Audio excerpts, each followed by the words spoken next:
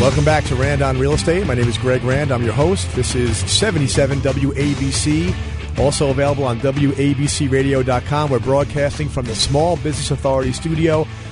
My website is OwnAmerica.com. You can get a copy of my book, Crash Boom, if you want to get your faith back.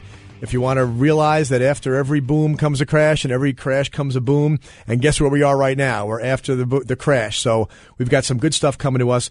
We're here with Dan Schaefer, who is a contributor to TheStreet.com, author of a great book called Profiting in Economic Storms. We're going to get back to Dan in 2 seconds because I want to take a call from Larry from New Hope, Pennsylvania. How you doing, Larry? Hi, how you doing, guys? Thanks for hanging on so long. So what's your question? I bought a house in 05. It's basically a starter house in New Hope, Pennsylvania. It's about 20 miles west of Princeton. I'm looking to upgrade. I bought pretty much at the top, but I sold at the top from my other house. Okay. And I'm figuring if I go into another 1,500 square foot, it brings me into that medium market home. Right. What do you think the upside 3 to 4 years would be down the road?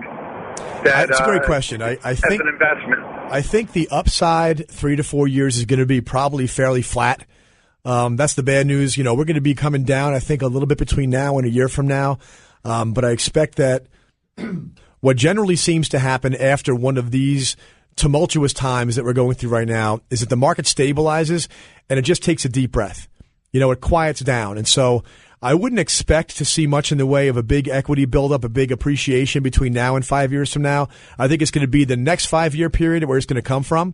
And so my question for you is, if you bought near the peak, do you have equity in the house that you're in right now, Larry?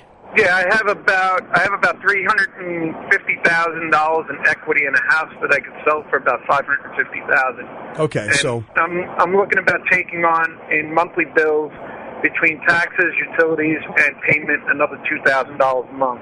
That's in addition to what you're paying right now? Yeah, in addition to what I'm paying now. My mortgage is lower with taxes. It's about $1,200 a month. Okay, well, you know what? You're the only one who really knows whether you want to be able to swallow that increase in payments. The advice that I would give is that when you look forward and you see, do you have a 30-year mortgage right now? Yes, I do. All right. What I'd like to see you do is, if you've got 25 years left on that, when you do your analysis of what you're going to buy next, do it based upon a 25-year payment. You can go out there on the web. You can find places. You can change the 30-year term to a 25-year term. Put that sort of flag on the hill that I'm going to have this thing paid off at a certain date in the future. And if I upgrade because it's going to be better for my lifestyle, I'm going to enjoy my life more because I have a bigger house. Do that, because life's about having fun, right? But don't keep extending out the 30 years, because every time you upgrade, if you throw away that 5 years that you just put in, eventually you're going to regret that. So do the analysis based upon, you know, if you're going to be spending an extra $2,000 a month, it may be more like $2,300 or $2,400 a month if you made that shorter term payment. But that'll sort of give you that peace of mind to know that you upgraded. You're neutral because you're selling and you're buying. So if you do that all within the same several month period, you're going to take a little bit of a beating on the sale, but you're going to deliver that same kind of beating to somebody else on the buy. So you're neutral there. But amortize your house, you know, pay this thing down over time. Does that make sense, Larry? I got one more question. As far as, do you think we're pretty much at like 1996 levels after we came off that bottom in 91? And kind of how that market was stagnant for like that 5 years. And no, I think we're like 1990 right now, and even 1989. We haven't finished correcting yet, and we're going to see 5 years of a flat line, and then we'll be at 1996. So thank you, Larry, so much for the call. I hope that you have success with your endeavor. And we've got Sharon from New Jersey. How are you, Sharon? Hi, how are you? Terrific. Thanks for calling. Yes, you're welcome. Okay, my question is, you had mentioned that South Florida is one of the places to buy for investment. Right. Are you suggesting inland or only on the water, and does it make any difference whether it's the east or the west coast, and how far south? Okay, great questions. If your purpose is for long-term nest egg building, right, if that's your objective, is that what you're doing, or are you going to go out and use it as a vacation place?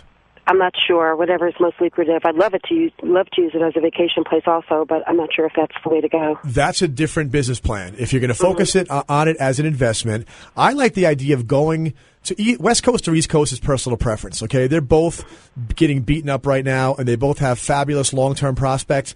But I like the idea of going in a few miles. You know, decide you're not going to use it. When you go on vacation, stay someplace else. You go inland by 5 or 6 miles on either Fort Myers, Naples, or Palm Beach and Boca Raton, and you see the values plummet from there. Not because of anything except for the fact that the further you get away from the beach, the more the prices come down, and your money will go so much further in terms of either being able to buy one luxury condo or 2 or 3 nice condos or townhouses or single-family homes, but not luxury. They're not there for vacationers. They're there for people who are going to live there year-round, pay your mortgage down for you. So when you head down there, think about your vacation is going to be on the beach, but your investment's going to be a few miles in. Okay, Sharon? Okay. Thank you so much. Thanks for the call. All right, we're getting close to the end of the show here, but I wanted to ask my friend Dan one more question. This is Dan Schaefer. He's a money manager. His company is at Schaefer Asset. That's SHAFFER. Asset.com. His book is called Profiting in Economic Storms, and you're a money manager, so you work with individuals to help secure their wealth long term, right? Yes, I work with individuals to coordinate their assets and make sure they're in the right places based on their levels of risk.